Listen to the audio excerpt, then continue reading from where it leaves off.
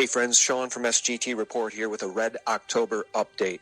Now, over the weekend in Topeka, Kansas, President Trump told a standing room only audience that an angry mob of radical Democrats has become too extreme and too dangerous to govern. And we saw what Soros-paid activists did to Senator Jeff Flake. What are you doing, sir? I was sexually assaulted and nobody believes me. A similar strategy was rolled out against Democrat Joe Manchin after he announced he was supporting Kavanaugh. So, meanwhile, this is what was actually being talked about beyond that in Topeka, Kansas with Kris Kobach and Donald Trump. He and I have worked together on, we've worked on a number of things, but the most important is stopping illegal immigration.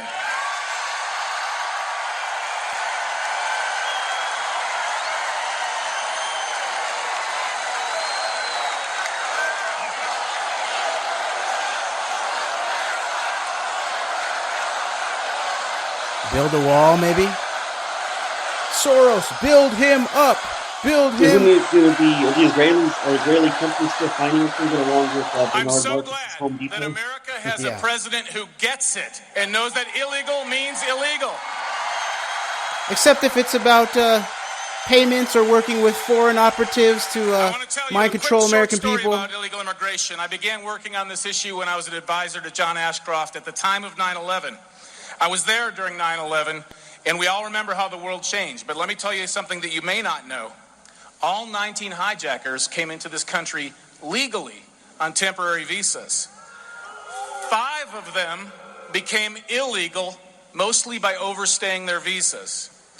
4 of those 5 were stopped by state and local law enforcement for speeding violations. They were illegally in the country at the time, but the cops didn't know it. And so they didn't make an arrest, even though they could have if they'd had that information at their fingertips. Now get this: 3 of those 4 illegal aliens that they could have arrested were pilots. So if they had made those arrests, they could have stopped 9/11 from happening. Those numbers have shaped my career. The gravity of that has never left me, and I will not, and I know President Trump will not, allow our immigration system to be used again as a weapon to harm the American people. So that was what the substance of what was actually going on in Topeka, rather than the demonization totally of the left and the backing of one now Justice Kavanaugh as somehow the law and order candidate, which is the language that Trump ended up using the day after yesterday when he was talking to the chiefs of police and doing this authoritarian remilitarization while also psychologically reinforcing victimology of the American people. You support you, but all the politicians, you're just being made the victims of them. And so that was what was going on there, the doubling down of militarizing the police and the talk of law and order. That is seditious language. That is not American language, law and order. That is authoritarian. That is fascist language. The language we use in the United States of America based on a constitutional republic is rule of law, equal justice under law, not law and order. That's a banana republic language. That's strongman language. That's even, narcissistic, weak, wannabe strongman language when it comes to the Trump administration. So back to Kobach. And of course, Kobach was the guy who was the front lines of the voter suppression technology that was put forth to stop a lot of people of color, basically associating them just because of their names with people who could be felons and shouldn't be voting.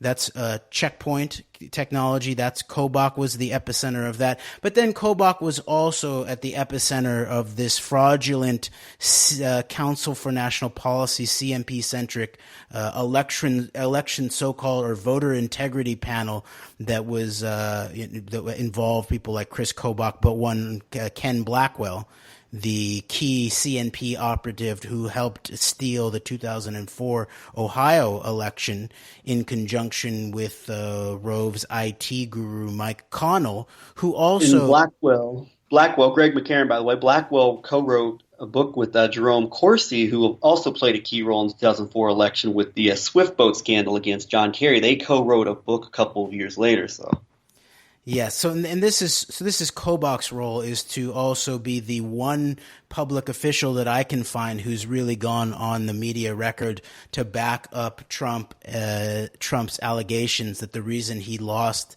the popular vote by 3 million votes was because of millions of illegal immigrant votes.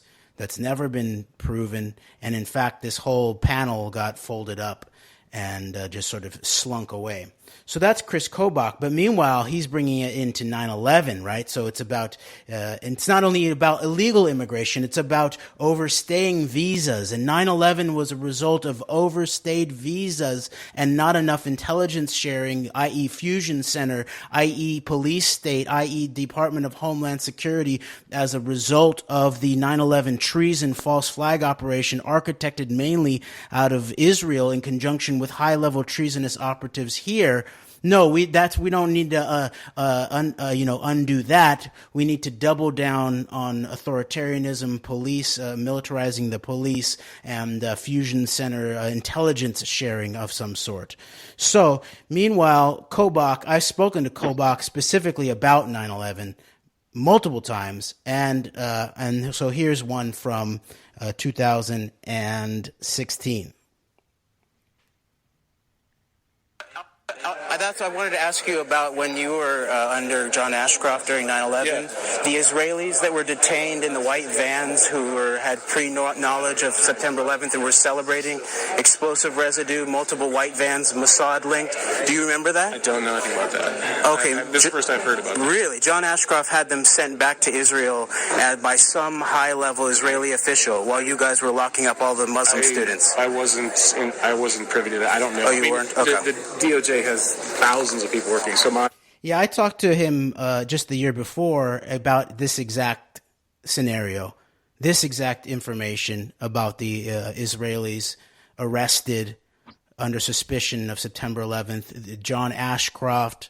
I even went into stuff about John Ashcroft being apparently notified by Susan Lindauer, the CIA asset whistleblower, prior to September 11th. So it wasn't just some sort of one-off thing. No, I talked to him, and he on Kobach's face, you can see he's sort of like, I have no clue what you're talking about. So let me just finish off this clip. My activities were mainly on immigration. This will fill that in for you. Veterans Today, clandestine services, people. Thank you. All right, you're welcome. All right, thank you very much. Jeremy Roth-Couchette.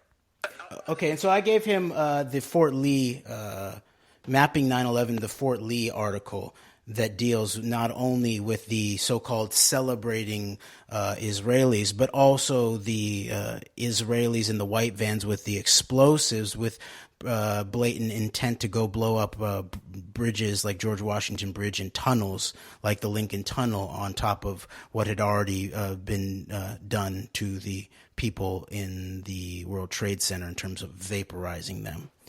So this is what we're dealing with at some level. And meanwhile, friends,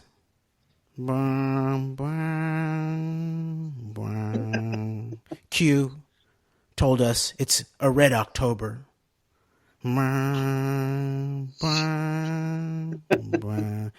Demon rats are evil. Where we go one, we go all, as long as we vote Republican.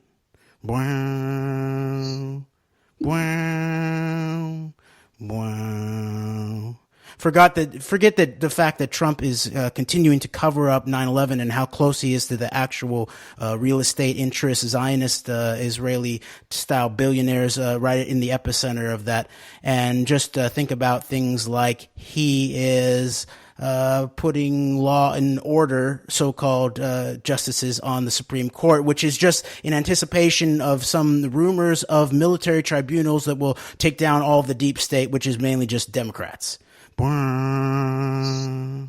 Did I mention that Lindsey Graham is now become a turncoat on the deep state and has come over to our side? And we know this because he talked about military tribunals in relationship to Kavanaugh, even though they've both been talking about that for over a decade.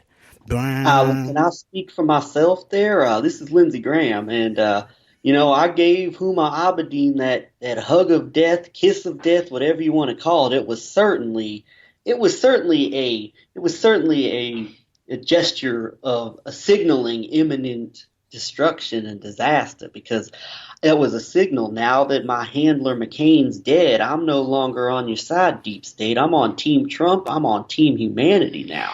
But I still love you, BB. Wow. Wow. Wow. Don't worry your pretty little heads about the actual facts of whether Kavanaugh actually did the things that he was accused of, or more blatantly, is actually the high-level operative coming out of the Ken Starr operation to cover up the Vince Foster murder, very likely tied into such interest as Richard Mellon Scaife, the WorldNet Dailies, and the Israelis. Oh, by the way, this is something that Roger Stone, back before Kavanaugh got nominated by Trump, had no problem talking about with Alex Jones. Basically Roger Stone went in the process of about a week completely shifting his tone on Kavanaugh. You can find this clip on YouTube of Stone and Alex Jones criticizing Kavanaugh for being involved in the Vince Foster cover-up and for not urging Trump not to nominate him, to as soon as him being nominated by Trump, they'd become his biggest cheerleaders and basically are portraying him as one of the key figures in the restoration of America and the saving of the country. Wow. Wow. Wow. Don't worry your pretty little heads, friends.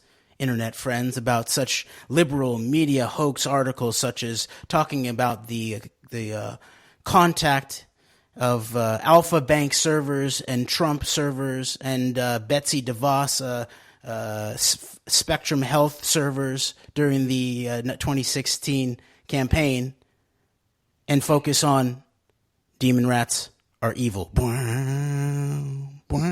Okay, enough of that. Well, I think, Jeremy, that sometimes, and maybe for people who didn't quite see what we were putting together, there was a play on some of the more flashy, I guess, SGT Report type videos that are out there, which play this really dramatic music in the process of giving really, I guess, emotionally stimulating type of rhetoric, which really appeals to the emotion, in my opinion, in terms of just the emotional ramifications of there being hope that there is some type of real significant operation in place that's going to clean up and purge and cleanse the country of evildoers, and that they're actually working with the sitting president of the United States. So that was a play on that a little bit. But, I think we do need satire in these situations sometimes, because these things, quite frankly, can be very infuriating. And so I think satire sometimes can be an effective way to hopefully, and I hope that I hope you get something out of it. And so I think satire can be very effective sometimes. But I wanted to say, in relation to SGT Report, the reason why we chose this clip is because the SGT Report, Sean is his name. He's somebody who I'm sure a lot of our listeners are familiar with. The SGT Report, one of the more vocal pro-Q YouTube internet channels, was playing a clip of Trump, or was praising Trump at this Kansas rally that you just played with Kris Kobach for basically real red meat partisan rhetoric about Democrats and liberals, instead of picking up on Kris Kobach with Donald Trump's nodding approval, running cover for the official September 11th story by saying that immigration policies caused the 9/11 attacks to happen, and that now we have a president that's going to get rid of these liberal, too lenient immigration policies that will allow these evil radical Muslims to attack us again because they hate our civilization and all that. And so, SGT Report is somebody, and this isn't like, it's quite different from an Alex Jones, who I think a lot of people understand the deceptive nature of, in that SGT Report is somebody who in the last year has had interviews with people like Christopher Berlin, as well as he's also done an interview with James Perloff, who we likewise have interviewed. He's done a number of interviews with some very outspoken people who are very, I would say, very honest on the topic of September 11th and the obvious false nature of what happened on September 11th, exposing at the highest levels, I think, who really was ultimately the finger can be pointed at in place of blame, and is now just praising these partisan political rallies where these people are just reinforcing the official September 11th narrative. And this is part of a very disturbing trend here that I'm seeing from a lot of these channels, and I'd say SGT Report's one of the most prominent, where you've got these people, they're quoting Laura Ingraham and Tucker Carlson, and in some cases quoting Sean Hannity,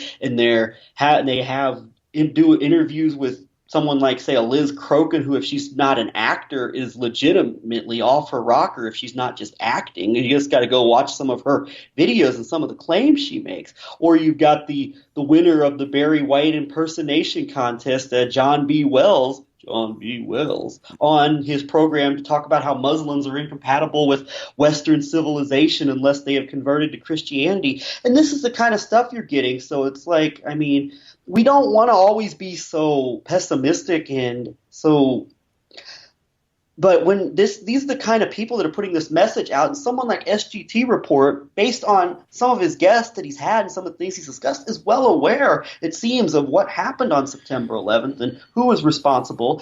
Yet he's running cover and openly praising these people, these partisan political operatives who are just reinforcing the official narrative, along with the praising and propping up and promotion of these obvious operatives at Fox News, who we know we cannot, which is an outlet that we know we cannot trust. So we see this as a real problem. And so I think that this is something people need to take notice of and certainly need to really question. I think people should be questioning some of these pro-Q researchers, some of these 9/11 people who have spoken the truth about September 11th in the past, and some of the talking points they're pushing that directly contradict other work they've done. I think it's very dangerous, especially in this climate where you've got the increasing of the extreme political rhetoric on all sides to a very disturbing level. Yeah, and I would say go beyond questioning. I would say denounce this kind of, the backing of someone like question at the very least, and denounce if you need to.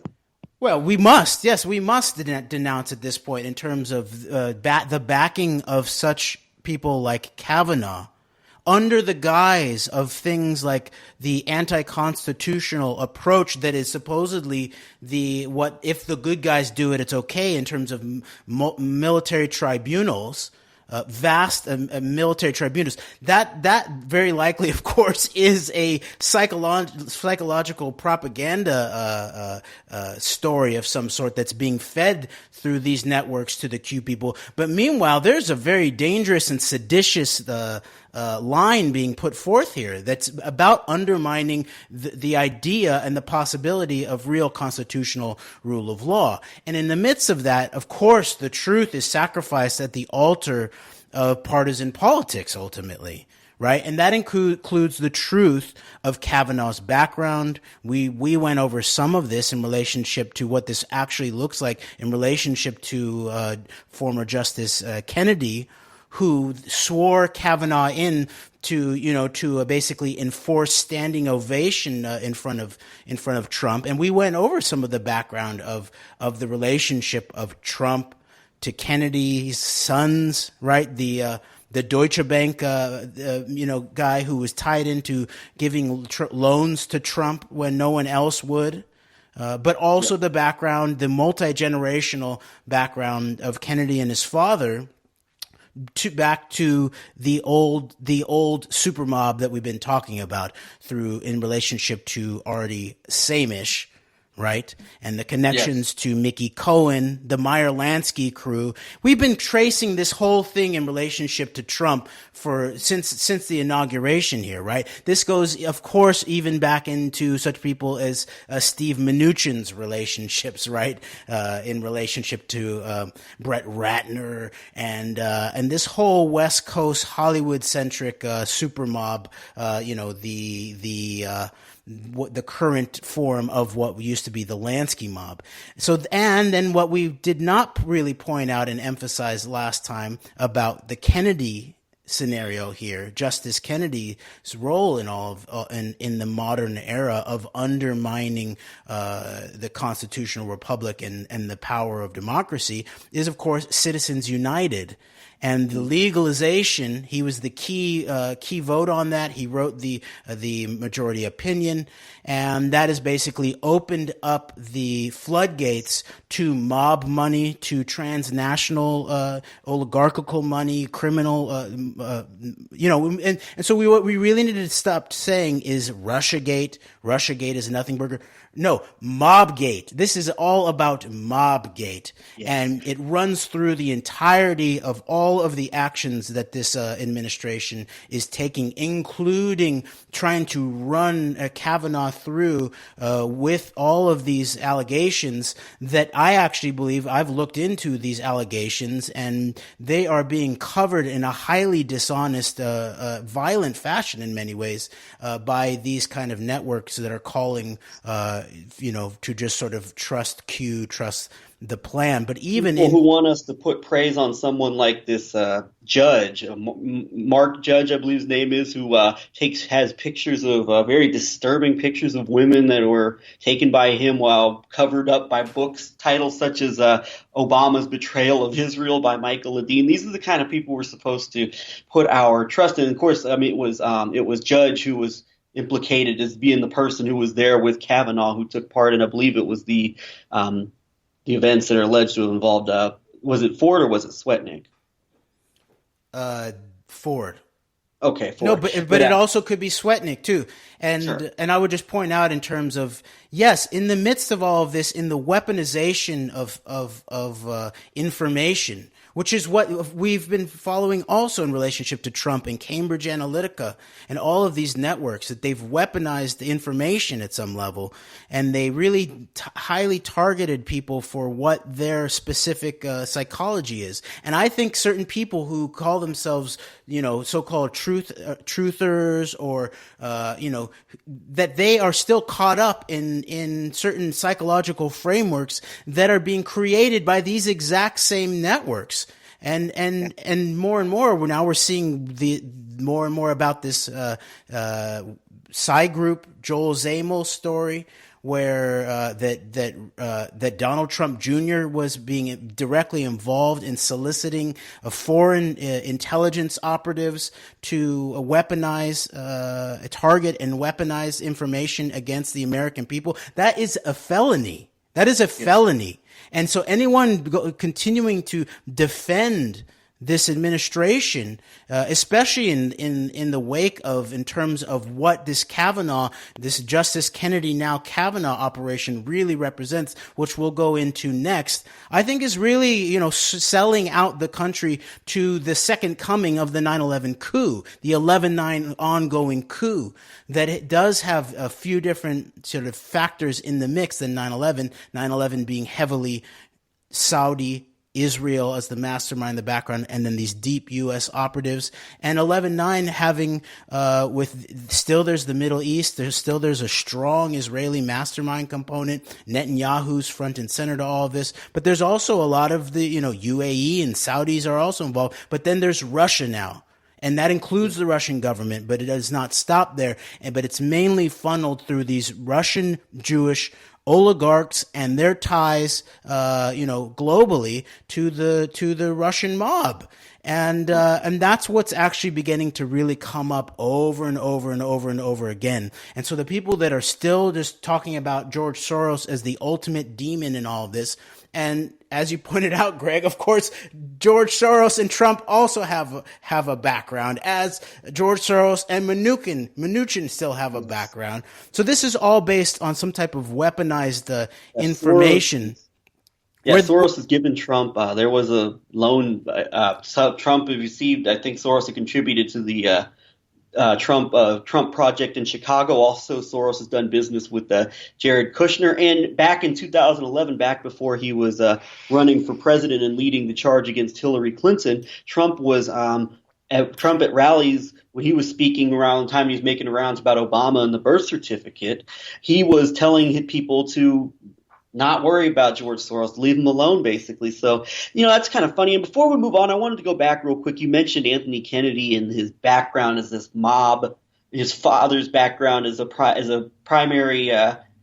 He was involved in the Mickey Cohen operation via this Artie Samish, and also Chotiner. Murray Chotiner as well, who was heavily involved with Richard Nixon.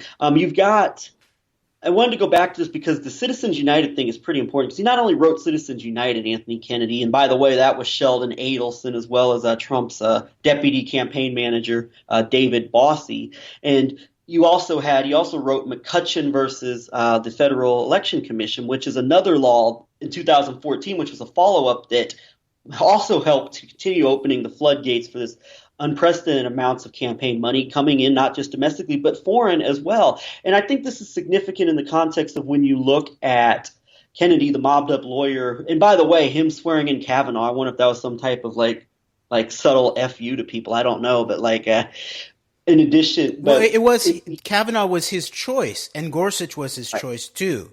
And they both clerked for him. So it's very, very, very direct. Yeah, they had the public swearing in with Roberts, and then the one where Trump was in attendance with Kennedy. So that is rather interesting. But in relation to these campaign finance laws and the opening up of the floodgates to all this money and coming internationally as well, this is all around the same time. 2014, this law was written, and Kennedy wrote FEC and McCutcheon. You've also got the Cambridge Analytica doing joint operations with Russian companies, and you've got Bannon and Bossie were on the record, according to Bob Woodward, trying to convert Trump into a popularist, as Bob Woodward put it. And you've also got Trump being courted by these Amal Agalarov and these top Russian, quote-unquote Russian mob figures in relation to the Miss America pageant. So they are Russian. Yeah, you know what I mean. I say Russian and I say quote-unquote Russian at the same time. But indeed, they are Russian-born indeed. They're Russian. They're Russian. Okay.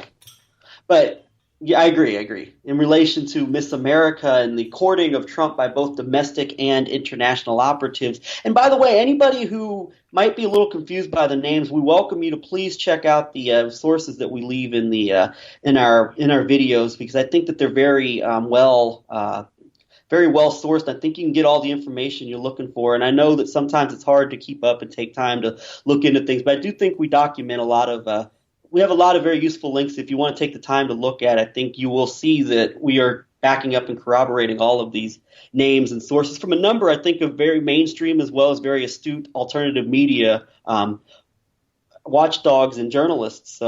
But you see all of this going on, Kennedy writing these laws at the same time as both the domestic and international elements behind that ultimately got Donald Trump elected are really courting him. And you even see this connection between these top Russian international mob business figures that were pouring all this money into Trump, as well as into other domestic political campaigns, and the people behind Citizens United, David Bossie, Bannon, the Mercer family, and also Sheldon Adelson, who gave Trump $25 million in the lead up to the election. So I think I take that into context, and I see a lot of overlap there. And I think that something that I didn't really see is very important, like the money in politics, is actually way more important than I realized. And I think all of this directly fits in. And so going from Kennedy to Kavanaugh and these mob connections and this money coming in and these domestic and international, basically grooming operations in grooming Donald Trump for the future role of president. And I think it all comes together, and I think that I think we can get a lot out of this. And speaking of money, don't worry your pretty little pseudo-patriot heads, friends, about the money that won Len Blavatnik. Don't worry your pretty little pseudo-patriot heads about names like Len Blavatnik, who gave Lindsey Graham, who Q tells us is now a patriot, that he gave him hundreds of thousands of dollars. And who cares who Len Blavatnik is? Oh, I'm sorry, Greg, I'm just sort of pissed about all of this. Just completely pissed about all this. I just wanted to make one other point about the issue of the truth being sacrificed at the altar of what ultimately has just become the new generation of partisan politics that's populated by these so-called truth elements, people who should know better in terms of 9/11 and all of that and how this is all tied together, that even around these accusations by these women, this is all just there's a lot of hand waving and weaponized words being used. But what's the truth of the matter? Were these all just made up? Or is there actually truth to this matter? And so even people who play sort of so-called balanced journalists like Luke Rudowski and his reporting on Swetnick to sort of say, well, he says this, and then she says this, and she's this Cassandra Fairbanks and sort of referencing some 60 people who came together and stuff like that. But meanwhile, there are facts, and everyone is skewing the facts. And for example, in the reports about Julie Swetnick, it said that she knew that there was women being gang raped in rooms, and she kept going back to the parties. It's not what she said. She said that she noticed that there was these groupings of guys outside of these doors, and she thought it a little strange, but didn't think too much of it. And she also saw people like Brett Kavanaugh, including Brett Kavanaugh, near the punch bowl acting in a shady way. And then after that, when she'd gone to a few of some of these parties over time, then at one of these parties, she was then believed that she was drugged, probably by Quaaludes, and pushed into a room and assaulted in a very similar fashion to what she then understood was going on with what she'd seen before. All right. And there's tons of corroboration around this too, in relationship to the networks. If you go back and look at the high school yearbooks, they're, in these groupings, of Kavanaugh's friends and school, there's guys who are talking about Quaaludes and 151, referring to something like, Everclear alcohol being used to very likely spike punch, to then sexually assault young women, teenagers, okay? I believe that this is very likely true, and that this is the level of mobbed-up criminality that we're seeing being the so-called leadership of the so-called right now being, putting someone who these accusations are very credible against, just pushing him, ramming him right onto the Supreme Court, very likely not because of things like abortion and Roe v. Wade. And by the way, I just want to point out that Mike Connell, who we referenced before, Rove's IT guru, who was helped Rove steal elections, probably 2000 and 2004, using machine rigging of some sort, that as he was beginning to tell the truth, and there was a legal process to it, and he was about to return to do his second deposition, his plane went down in an apparent black op, and there is some reporting around that. And the reason I want to point that out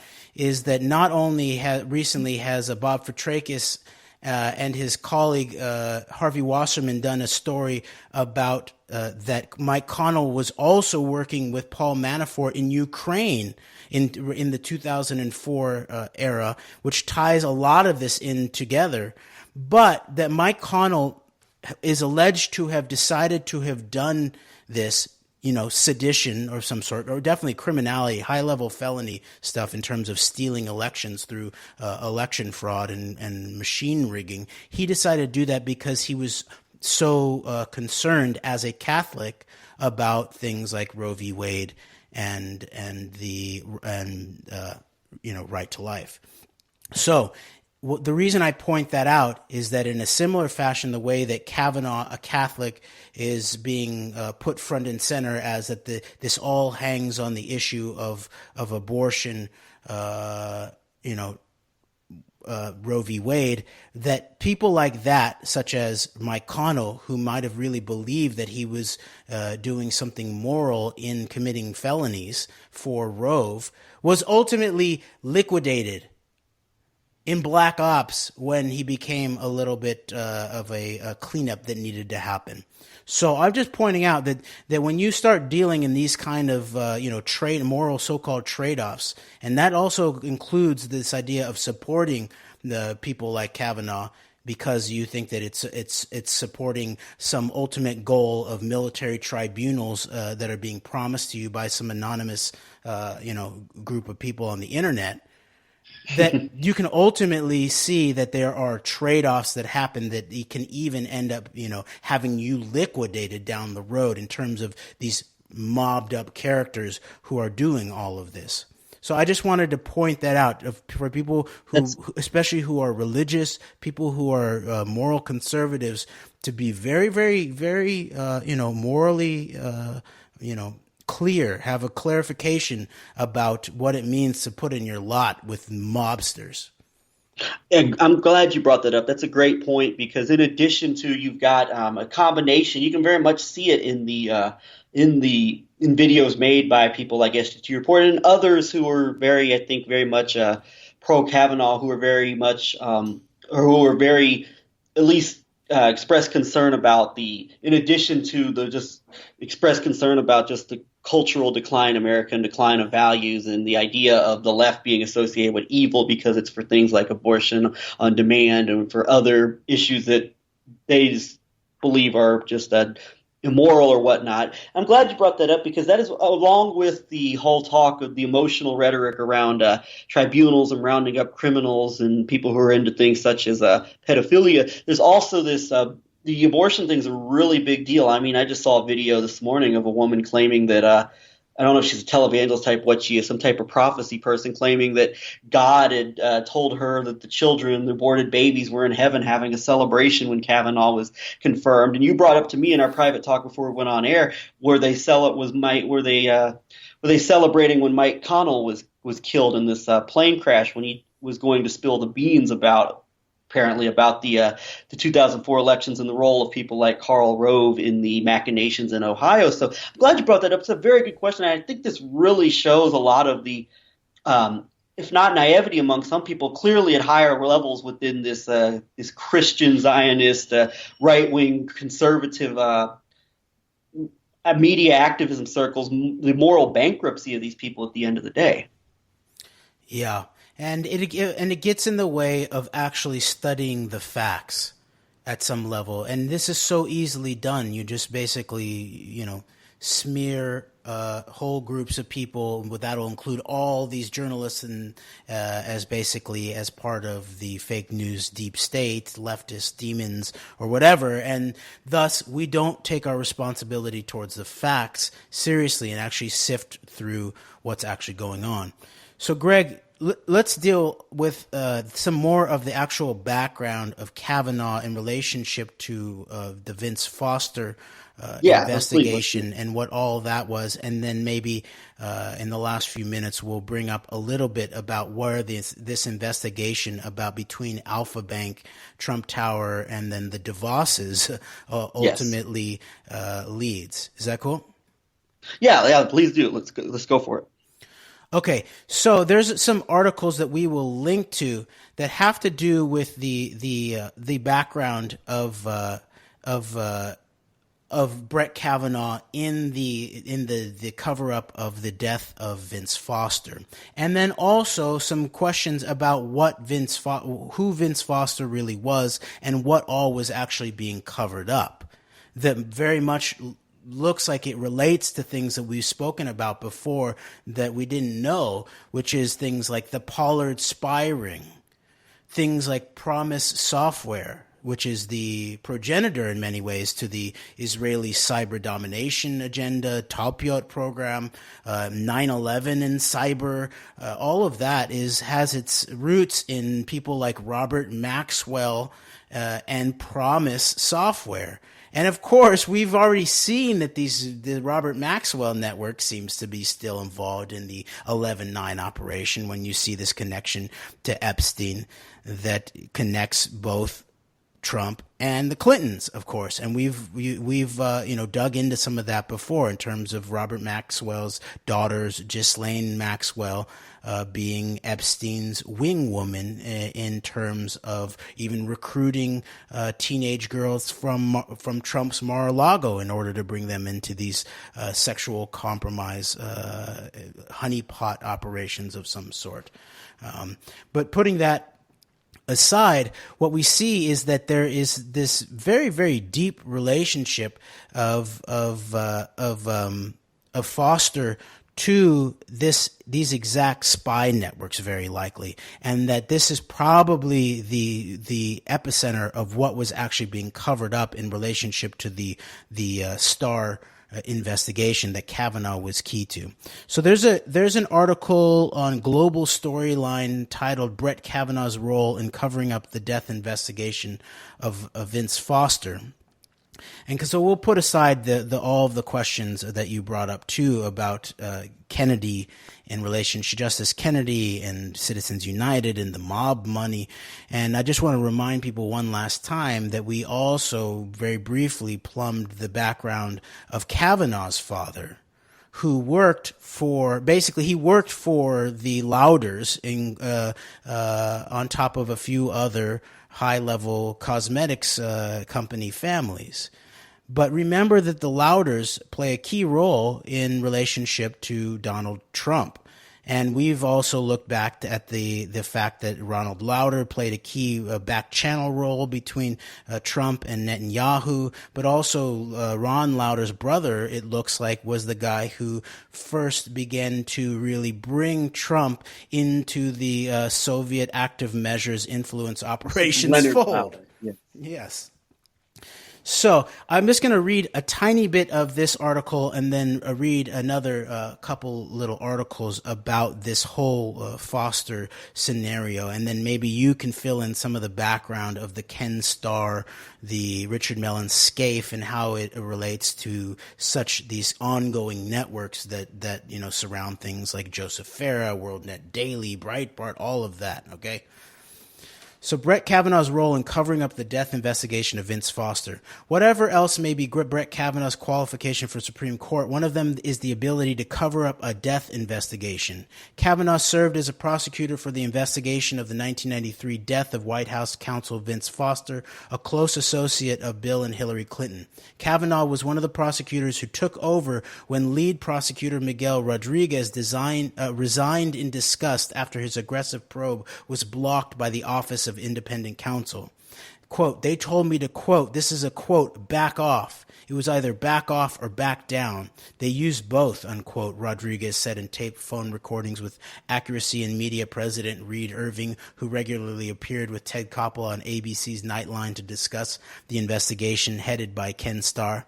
In his official memo, Rodriguez said he believed Foster's, quote, corpse was staged with the revolver, unquote, by Park police officers.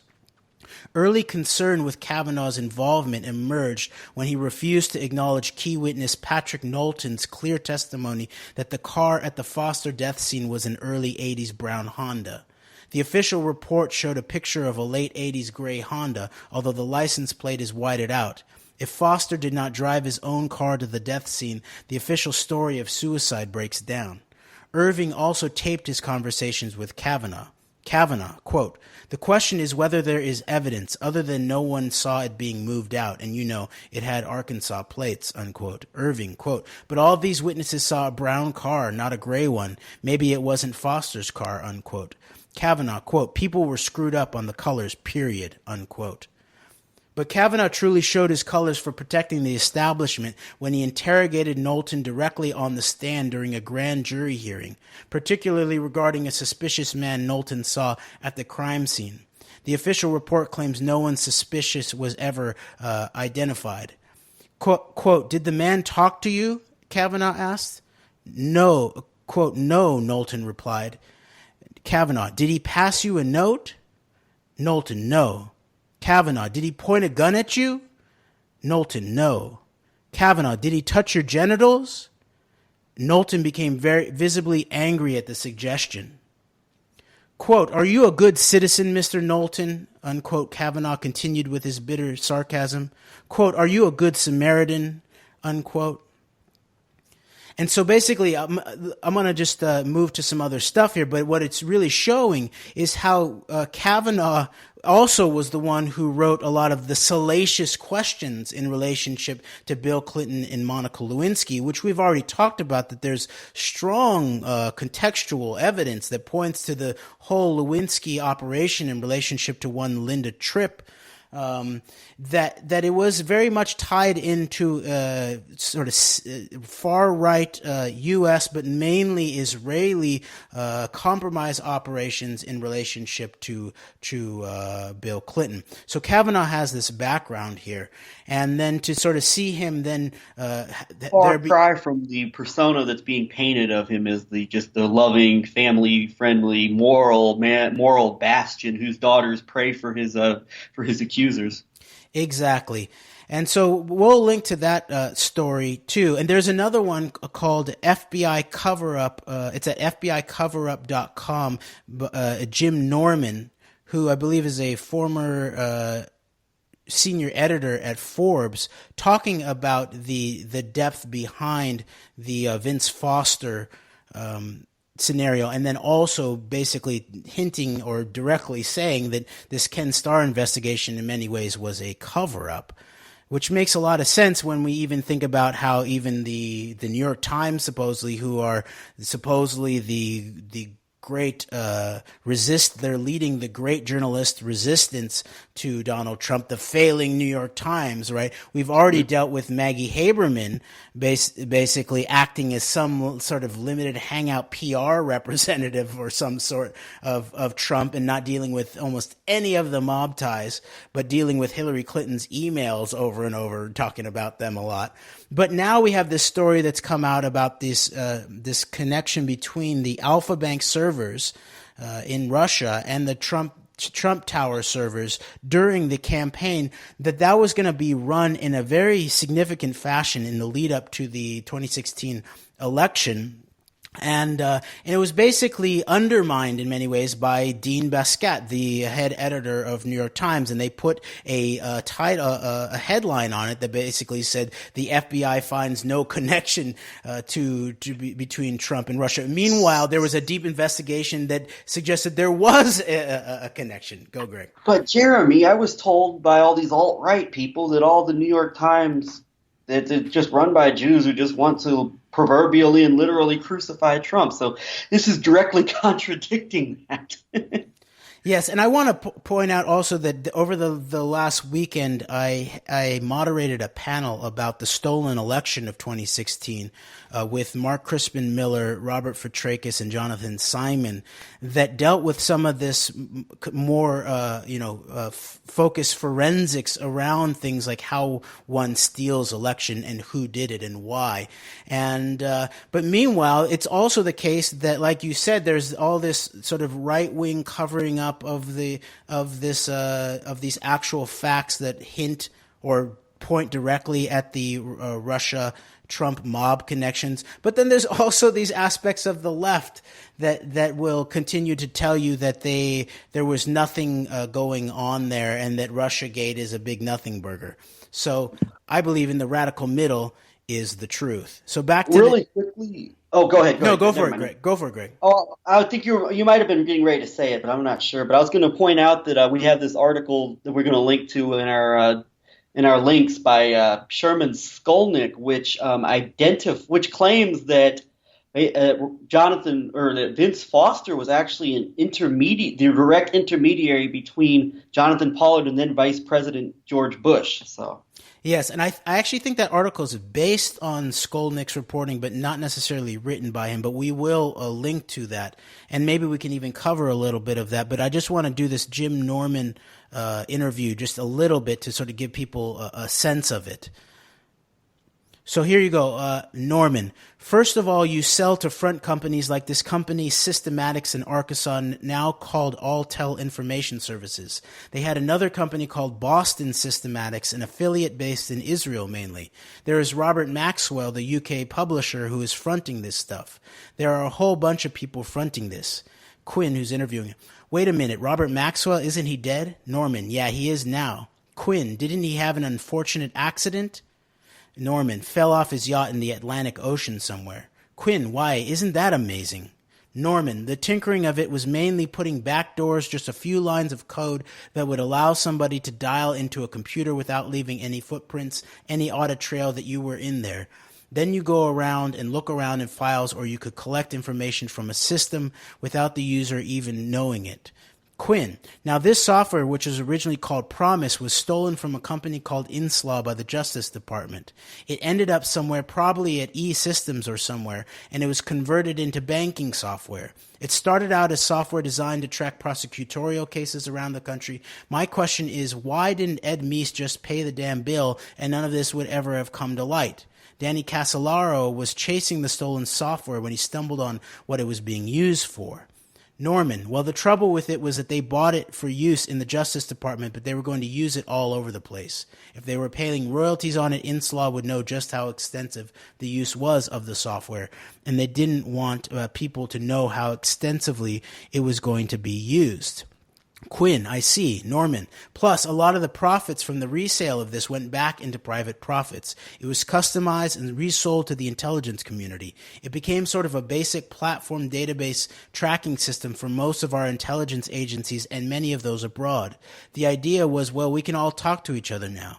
In fact, what it has allowed us to do is basically rifle through other people's data files abroad, too, because the stuff was apparently being sold to foreign intelligence agencies, and it was also bugged. We have other ways of basically surveilling and downloading foreign electronic databases. The whole computer world is much more porous and transparent than anybody wants you to believe. Okay, I'm going to skip down here. Quinn says this company Systematic, which I believe is still 8% owned by Jackson Stevens at Stevens Inc., who, by the way, is one of the backers of Bob Dole. How troubling is that? On the side of, we've also reported that Bob Dole was involved in being a lobbyist on behalf of Russian aluminum oligarch Oleg Deripaska, who, by the way, has now had his New York brownstone seized, I believe, by the feds. And it turns out that Roman Abramovich's ex-wife and her children were living there. So that's sort of interesting, too, because I believe that's Zukova, who is Ivanka Trump's good friend that we've spoken about a little bit before. Okay, so back to this Norman story. Norman, he is the co-chairman of Dole's Finance Committee. Quinn, that's right. Bob's in town. Hi, Bob. You better explain this. You better explain Mina, too, Bob, or it's going to follow you to the White House. Systematics, I understand, had an attorney who was kind of off the record doing work for them named Vince Foster. Is that true? Norman, yep, that's true.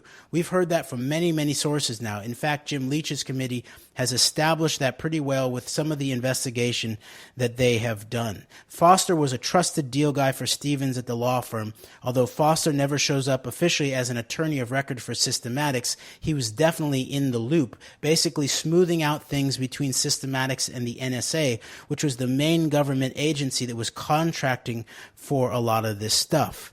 And then last little bit here. Quinn, so this is how Foster got involved in intelligence, right?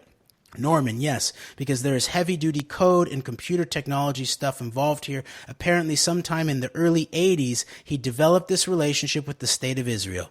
In fact, some of the same handlers, I am told, were involved in the Jonathan Pollard case.